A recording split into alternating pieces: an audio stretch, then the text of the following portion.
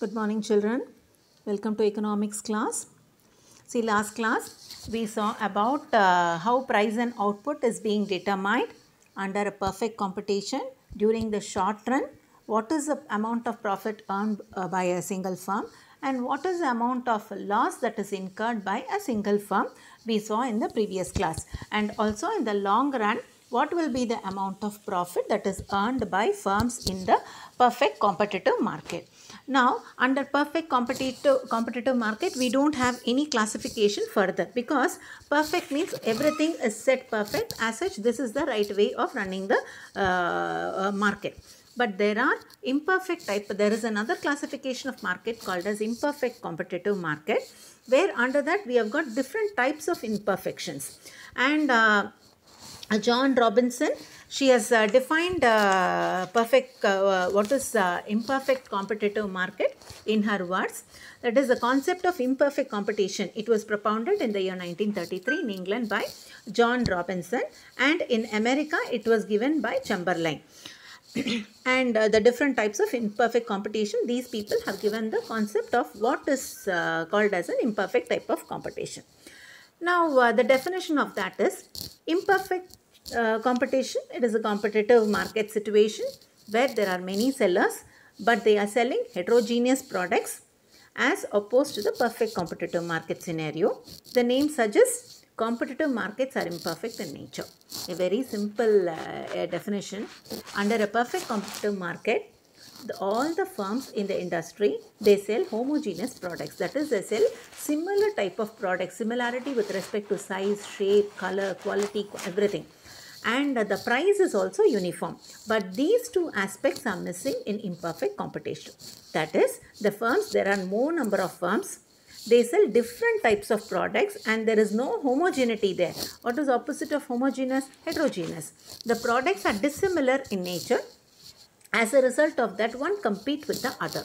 So, the nature that is existing is not perfect. You call it as imperfect. The description says that in real world, we are experiencing only imperfect type of competition. Only in Ulavar Sandai, we could see perfect competitive market. And apart from that, we could see with respect to gold and silver, where throughout India, the same price is prevailing. I am not talking about the wastages or the making charge. The price of 1 gram gold, if it is decided by the market conditions on that particular date, this is the price of gold that is being sold. All the jeweler will display only that particular price in his showroom. So, with respect to gold, petrol, silver, and Ulavar Sandai market, you will have only perfect competitive market. Apart from that, everywhere we have only imperfect competition in the real world. There are some industries and sellers who follow this to earn surplus profit. When they wanted to earn good amount of profit, they cannot earn good profit under a perfect competitive market. So, just imagine if all the people are selling identical products, we will have a confusion to whom to visit, is it? But at the same time, if the products are different, we will have some choice to choose, is it? Because of that reason, one person can show his difference of the difference of his products from his competitor in different ways. As a result of that, he can attract the consumers. This is in reality being followed in the present market situation. To attract high profits, when high profits are there in any particular industry, if a seller in an industry gets good amount of high profits in the market, what will happen? The other sellers who see that one particular seller is earning good profit, he will follow whatever that man is doing, what that particular seller is doing. Because of that, more number of industries will enter into the market. So, a very simple example I can give you. Initially, we had long back, a few years before, we had vegetable cutters. Okay, it was brought by one of the leading branded home appliances dealers. I think it is Prestige. And following that had a very good market because of its unique features, that no power is there, easy cleaning process is there, and after looking into the good qualities and the profit enjoyed by that particular single product, many of the sellers came out with a similar product. Now you have different brands. You have vegetable cutter in Pigeon with the same type of working model. We have in Wonder Chef, we have in what are the other brands. In all the local brands also, we have got that particular similar type of vegetable cutter. So this is imperfect competition. Okay, under the imperfect competitive market, we have the first type of imperfect competitive market is monopoly. Okay, the word monopoly. Mono means single, poly means seller. Okay, in the whole market is dominated only by one single seller. If that is the market situation, you call it as monopoly market. Where you can just think which product will enjoy monopoly market, because whenever there is monopoly, there is similar product immediately being brought into the market, is it? We will be wondering. This applies even to services also. See, for example, our railway network, now only a part of it is privatized. Before this, before the privatization of railway network, our railway industry was only was the only service provider providing railway network service within India. So they enjoy the monopoly rights. There is no other service providers. Okay, the government is the only service provider which provides the service, covering the whole entire buyers of India, or the users of users in India. Now, what is monopoly? The definition: it is a market structure. How is it characterized? It is characterized by a single seller is there. Only Indian Railways will sell railway tickets. Okay, no other service provider will have the railway network. They sell unique product. Are they selling Indian Railways? Are they selling any other services? Only railway network they are selling. And with restriction for new firms to enter the market. There is no other individual or private sector to enter into the market. But this is also ruled out in recent days. Monopoly is a form of market where there is a single seller selling a particular commodity for which there is no close substitute. Okay, no substitute is there for a monopolist. He will be the leader of the market for that particular product or service. Next, we shall see the features. Features of monopoly. Very simple topics. As I told you, how many producers or sellers are there? There is only one producer or seller selling that product. And the product is very unique. There is no competition for the product. There is no close substitute for the product. You have to go with this, or else you have to leave off that. That is, see, one more very good example what I could say is Microsoft. See, Microsoft all of us, we know we are used of using MS Office packages. It can be MS Office, or it can be MS Excel, or MS Access, or PowerPoint, anything. We are using only MS, is it? For many years, for decades, Microsoft was a leading service provider of this operating system, Microsoft operating system.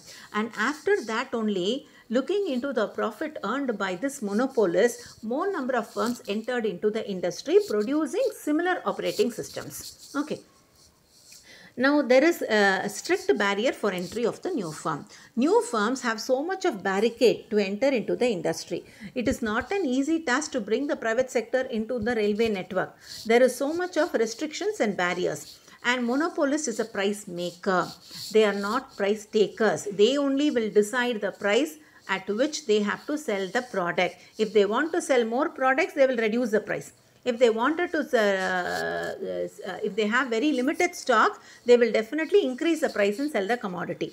So they are the price deciders. They don't take the price according to the demand and supply conditions. Fifth point is, monopolist earns maximum profit. That is, you call it as abnormal profit. They will earn abnormal profit because there is no close competitor for them. See, for example, if I want an operating system, I've got a laptop. I have to install an operating system. I don't have any other option other than MS Office. Means whatever the price at which it is being sold, I will buy and install. Is it? 100% we will do that.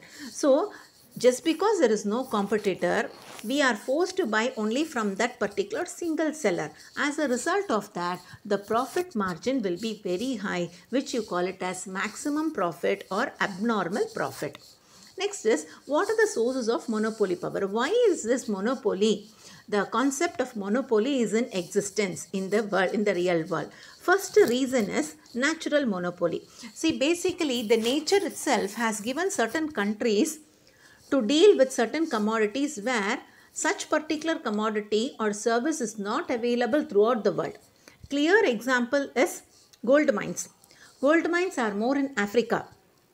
That is the reason why African golds, okay, in Africa you have got huge amount of gold production. Gold mines are there. Coal mines are there in Canada, and in Middle East we have got all oil mines. That is the reason where the whole world countries are depending on Middle East countries for their petroleum products and oil products. Next is state monopoly. Single supplier of some special services. As I told you, railways in India. There is no other person who supplies a railway network in India. So the state will enjoy, the government will enjoy the sole monopoly of providing the service. Next is one more thing is, the government is the only authorized agency to provide the services like obtaining driving license. Okay, providing the public utility service, providing the water supply service, providing the electricity service. They enjoy the state monopoly. There is no other private service provider to provide electricity service, is it? So the state enjoys the monopoly power. Next is legal monopoly. See, monopoly can be obtained by getting monopoly power, by getting patent rights and copyrights and trade rights, trademarks from the government. See, now you might have, I can give you the clear example of present day situation. See, almost daily we are getting through the news the information that Pfizer is one of the company, US company, which is ready with Covaxin, with the vaccine for COVID-19.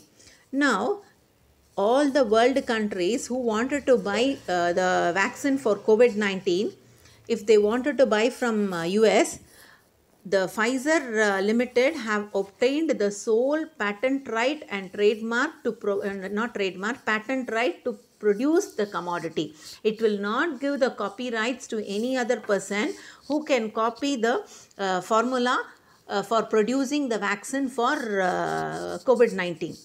Likewise, in India, there are 3 companies are ready with the vaccine for COVID-19, is it? They would have obtained the copyrights of producing the vaccination for COVID-19. They will never give the copyrights because whole country has to depend only on the production of these 3 pharmaceutical companies.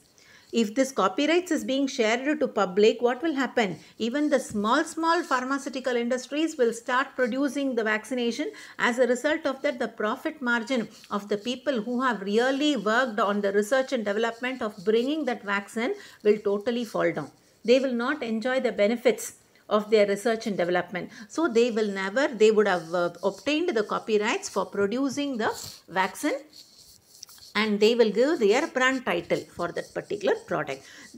So legally they will obtain the power of producing the commodities, means you call it as patent right or trademarks. Likewise, you might have seen every branded product will have a trademark, is it? See, for example, Nike shoes will have a trademark. Puma will have a trademark. Okay, likewise the Louis Philippe shirts, every branded product will have a trademark. This trademark itself will, see, I might not remember about the name, but this trademark impression will get registered in my mind. No other competitor can use this particular trademark, produce his product and use that particular trademark. He cannot do that. So they will obtain the trademark for that much number of years. There is a separate body who allocates the trademarks, copyrights and patent rights. So of the 3 main sources of getting monopoly power is, one is natural monopoly, next is state monopoly, last one is legally getting the power to do the commodity by themselves. Next topic is price and output determination under monopoly. I need a diagram, so I have to go to the other model of working. Next we shall go to the next topic, discrimination, price discrimination. Discrimination, the word discrimination means showing some difference. Okay, see, there will be a similar product, a same product which is sold at different prices to different customers. You call it as price discrimination. See, for example, let me take for example a mat, okay, a floor mat.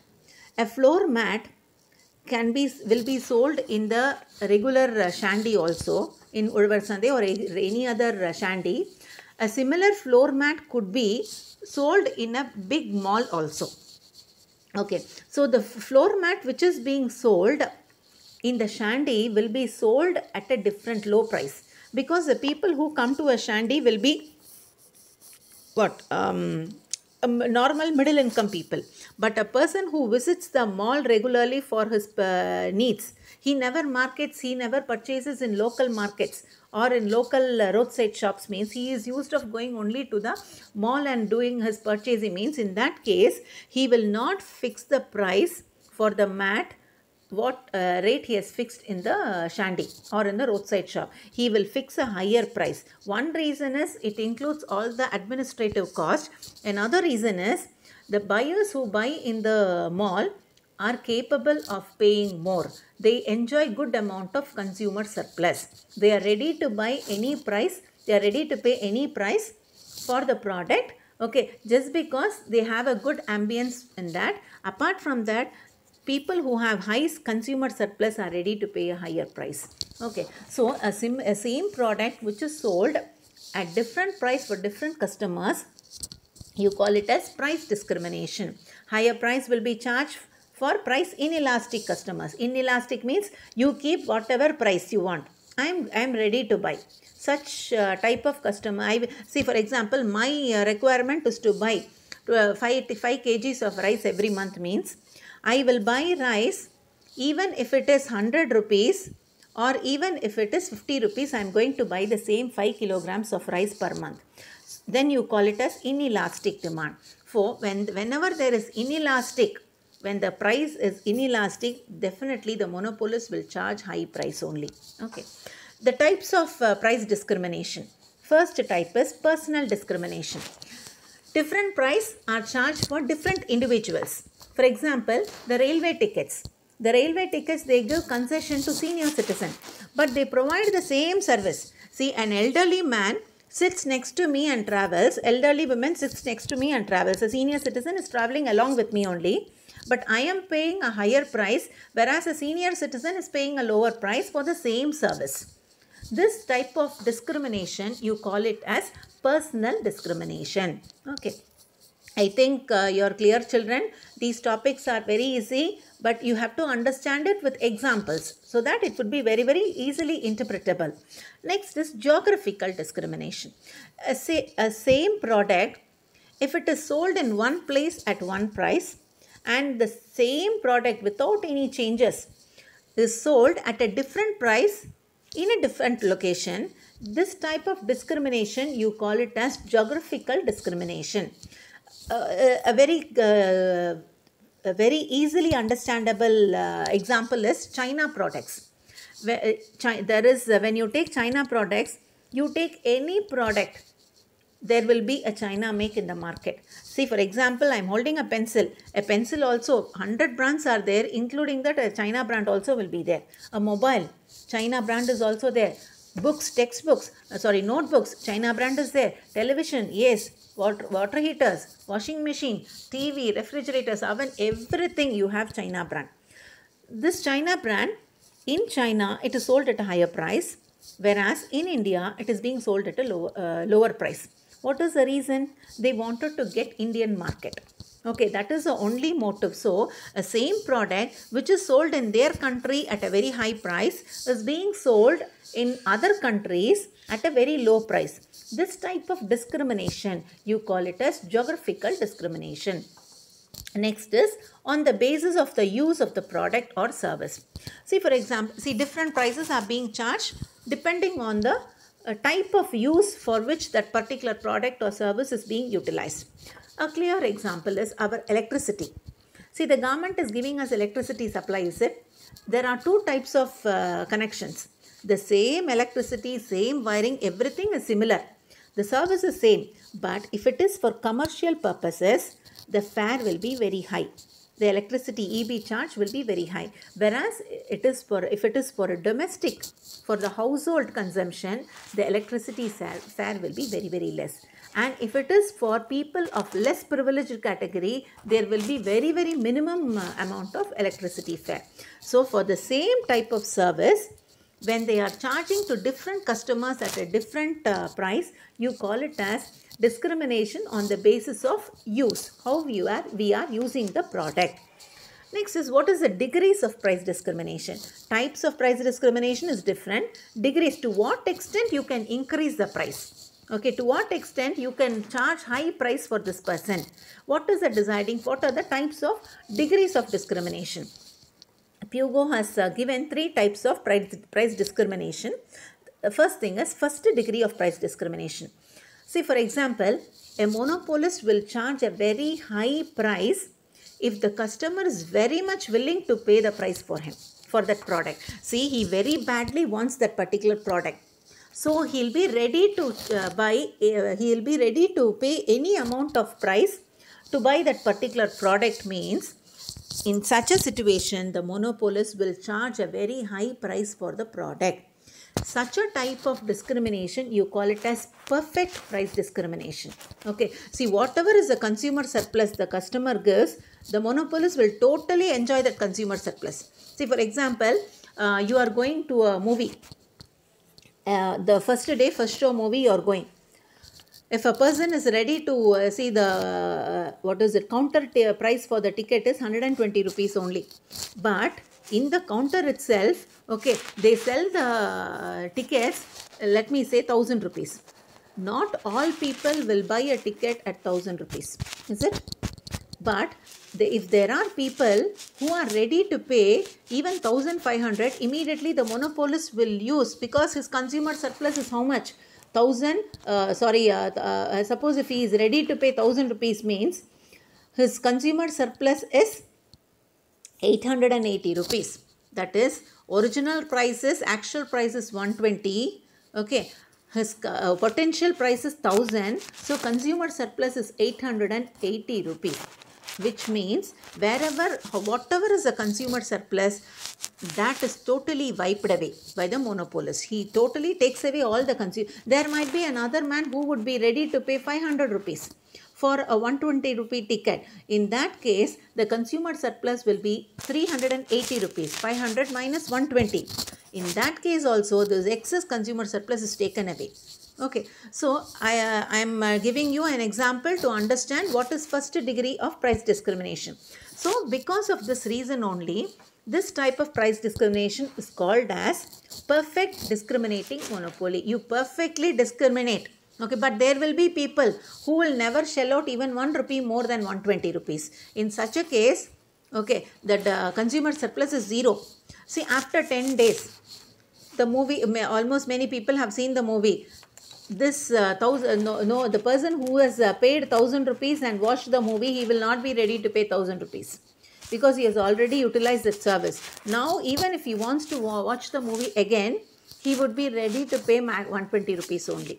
Okay, where the consumer surplus is 0 in this case. Okay, so when the monopolist wipes away all the consumer surplus of the buyer, you call it as perfect discriminating monopoly. The next is second degree price discrimination. Under this, the buyer will charge a part of the consumer surplus of the buyers. The seller will take away a portion of the consumer surplus from the buyers and fix a product. This you call it as imperfect price discrimination. I shall give you, under this imperfect price discrimination, here the buyers are divided into different groups. Okay, they will be provided the same service. Okay, but there will be different categories will be there. See, for example, take a cinema theatre. All of them will be watching only the same cinema at the same time. Everyone will be witnessing the same service. But discrimination is made based on the consumer surplus of the individual. See, if I have, there are 5 members in my family. The ticket price is 50 rupees, 80 rupees, 120 rupees and 150 rupees. Let me give you 4 types of tickets. Now, I am a very normal middle class family person. We are 4 people going to the cinema. In that case, I will think to choose this 150 rupees ticket. because for 4 people I have to shell out 600 rupees for buying the ticket alone, and then after which I have to spend money for my refreshment also.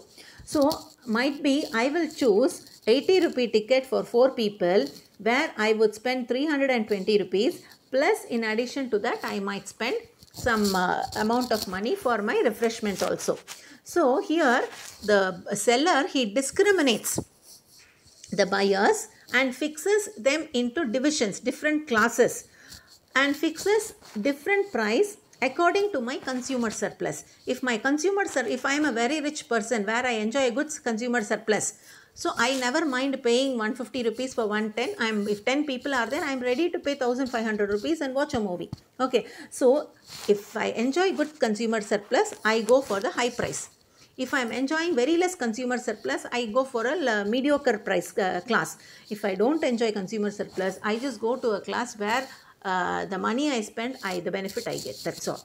So the different class people, the people are categorized according to the consumer surplus, and for the same film show from different viewers of different classes. This type of discrimination, you call it as second degree discrimination. The third one is third degree price discrimination.